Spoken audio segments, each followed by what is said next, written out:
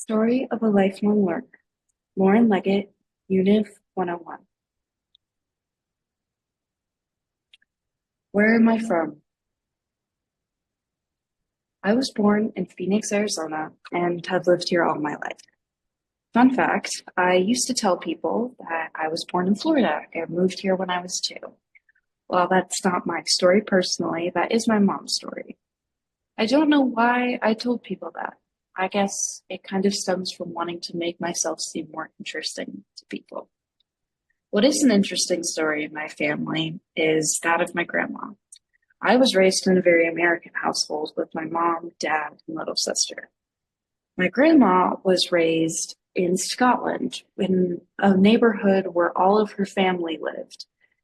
I used to hear all the stories about her growing up there whenever I went to her house, and I'd make sure to grab some Scottish candy to boot. As well, we would often have Scottish food at our holidays, especially haggis. The early childhood exposure to a non-American culture was fundamental to my understanding of the world, as it gave me a lens through which to see things differently. Another perspective I gained in my youth is that of the lonely. Growing up, I always felt a divide between myself and my peers. For example, when I was in 7th grade, I had a large group of quote-unquote friends.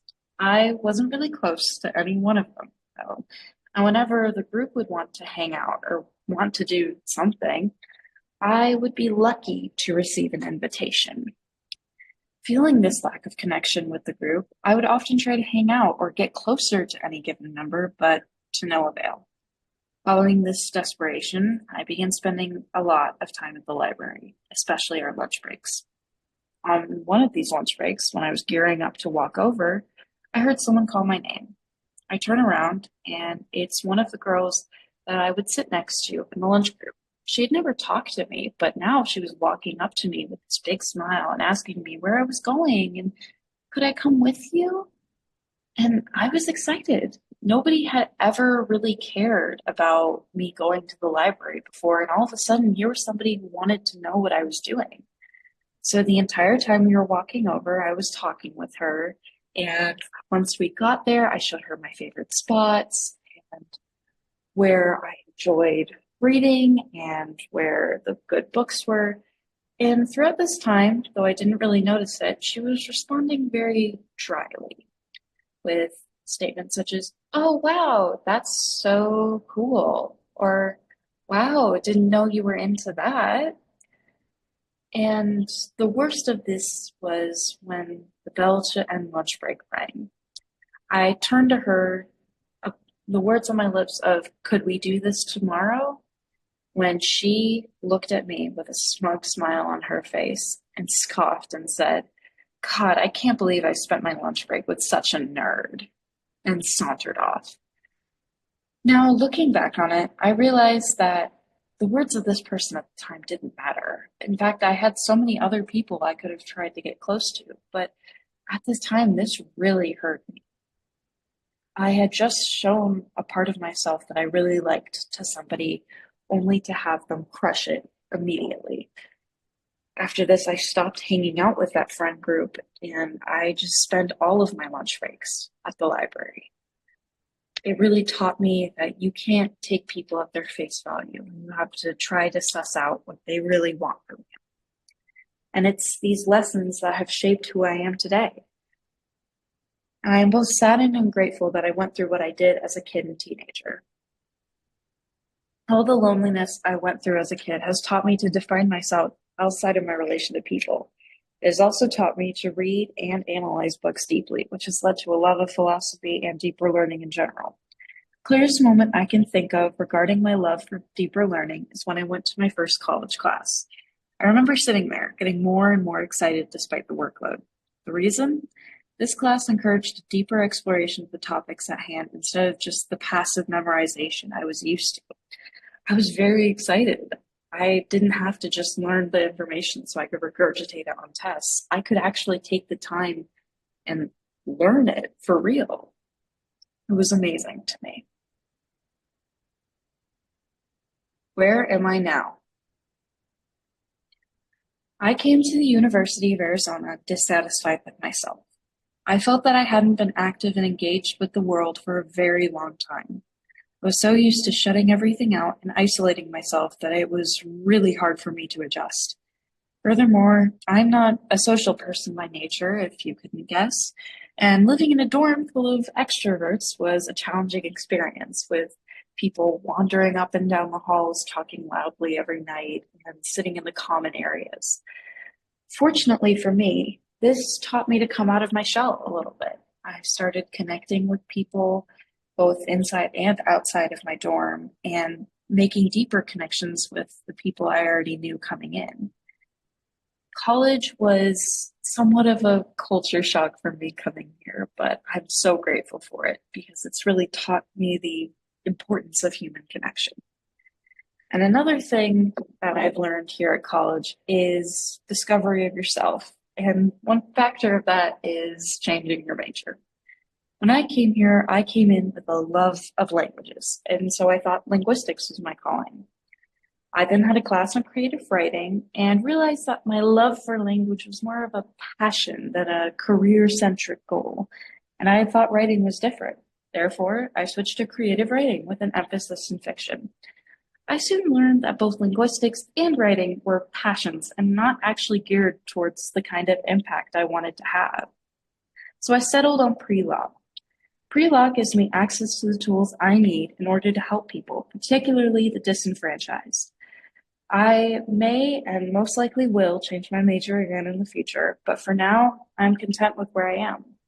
And one other thing that I am content with is the strength I've showed since I've come to college. I went from avoiding homework and not doing tests out of a fear of inadequacy to being able to step over that mental barrier and turn a work in, even if I don't think it's my best. That sort of fortitude is something that high school me would never have been able to understand, much less do. I am truly grateful for all the resources and places to work in peace that this university has afforded me. Another life that was changed by university was my inner one. I used to sit alone in my room and, for lack of a better term, rot instead of really trying. However, while I've been here and been doing well academically, I find that my mental health has drastically improved. For example, I woke up one weekend and instead of waiting in my room until I felt like getting out of bed and then being depressed at myself for the rest of the day for not getting out of bed sooner, I decided I would take the initiative. I would get dressed, put a little bit of makeup on, and walk to the Highland Market to grab myself a bagel and an iced latte. And so I did. I walked there, I got myself the bagel and latte, and right as I was about to sit down on one of the little tables outside, I remembered that there was a little bench, like a little garden area right next to the Tree Ring building that I'd been wanting to sit in for a while. So I decided, why not? I walked over to that bench, and as I sat down, I looked up and saw the sun filtering through the branches of the small tree in front of me in an incredibly beautiful way. That served as a sign for me. I was doing the right thing, and I was on the right path. Where do I see myself going? I want to be working in the legal field or, barring that, in graduate school to further my academic career within the next 5 years. Before I commit to any long-term career, I want to make sure that I am both happy with it and that it will help other people. A career for me isn't just a job. It's a way to make a positive impact on the world. That's why I take my future career very seriously, as I want to make sure I can have that impact on the world. And another positive impact I would like to have is on myself. In the next 5 years, I want to learn how to exercise more discipline and be more patient.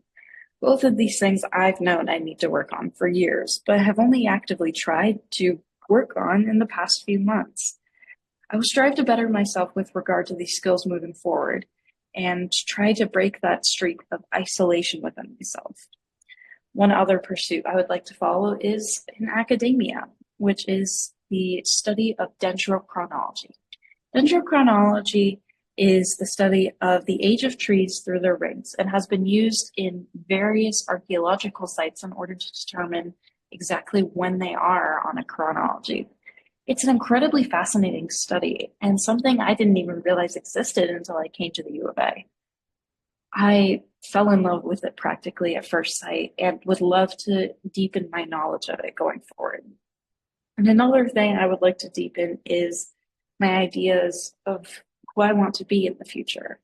A major goal for me right now is to live a good life. I want to live in a way that helps me better others' lives as well as my own. And I want to make sure that I can look back on the past and not feel regret, but feel happy for all the stuff I've done. It's going to take a while, but I know it's going to be worth it. And another thing that will be worth it is a possible career.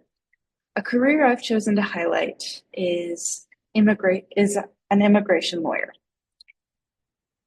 An immigration lawyer is a lawyer that specifically helps people looking to immigrate to any given country and helps provide them with the resources that they need to succeed. I want to be this lawyer because I believe that people who are willing to uproot themselves from not only their friends and family, but also their native culture in order to provide their children with a better future deserve all the help that they can get. And so I want to learn Spanish to help me better myself, not only on a personal level, but to help with this career too. Because if I can help people who are coming from underprivileged communities come to the United States and succeed, that would be how I know that I'm living a good life. I would like to thank the program of Unit 101 for giving me the opportunity to reflect at myself within and without education. This has truly been an eye-opening course, and I am so grateful for everything I've learned. Thank you.